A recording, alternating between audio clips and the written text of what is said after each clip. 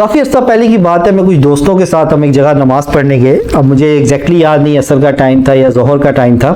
بہرحال ایک بڑے نو عمر سے نوجوان سے قاری صاحب تھے جو وہاں مسجد نماز پڑھا رہے تھے، اور ان کی رفتار اس قدر تھی کہ ابھی ہم سورۃ فاتحہ کے درمیان میں پہنچتے تھے تو وہ رکوع میں چلے جاتے تھے.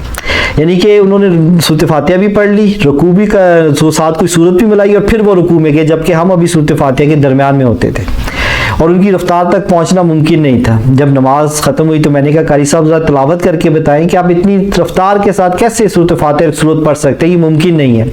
تو انہوں نے ایک بڑی حیران کن سی بات کی. انہوں نے کہا جی سورۃ فاتحہ پڑھنا ضروری نہیں ہے، قیام کر دینا کافی ہے. اب میں نے اتنا تو سنا تھا کہ جو حنفی بھائی ہیں وہ ظہر عصر کی نماز میں سورۃ فاتحہ نہیں پڑھتے اور امام کی سورۃ فاتحہ پہ اکتفا کر رہے ہوتے ہیں، لیکن اب امام صاحب خود بھی نہ پڑھیں تو یہ ایک بڑی سرپرائزنگ سچویشن تھی.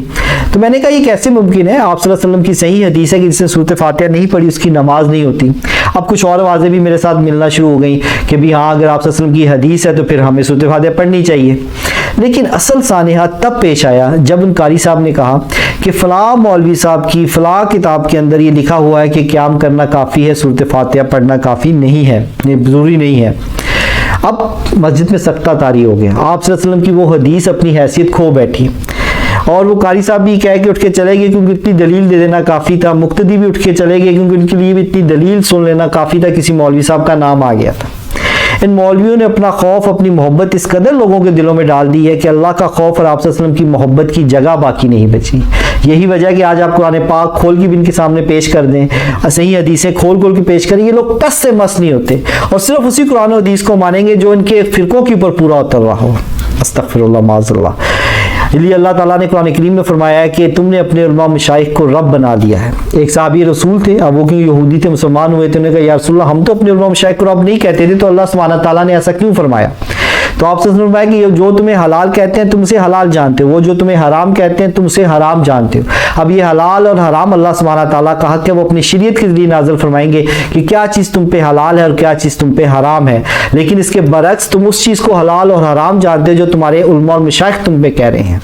سیم یہی روش آج کے مسلمان نے بھی اختیار کر رکھی ہے. آج ہمیں اس چیز سے کوئی لینا نہیں کہ اللہ تعالیٰ کی جو آسمانی نازل کردہ شریعت تھی، جو اللہ تعالیٰ کی کتاب قرآن کریم میں ہے، جو آپ صلی اللہ علیہ وسلم کی سنت میں، اور آپ صلی اللہ علیہ وسلم کی سنت ہمیں صحیح احادیث کے ذریعے ہم تک پہنچی ہے جس پہ تمام امت کا اجماع ہے.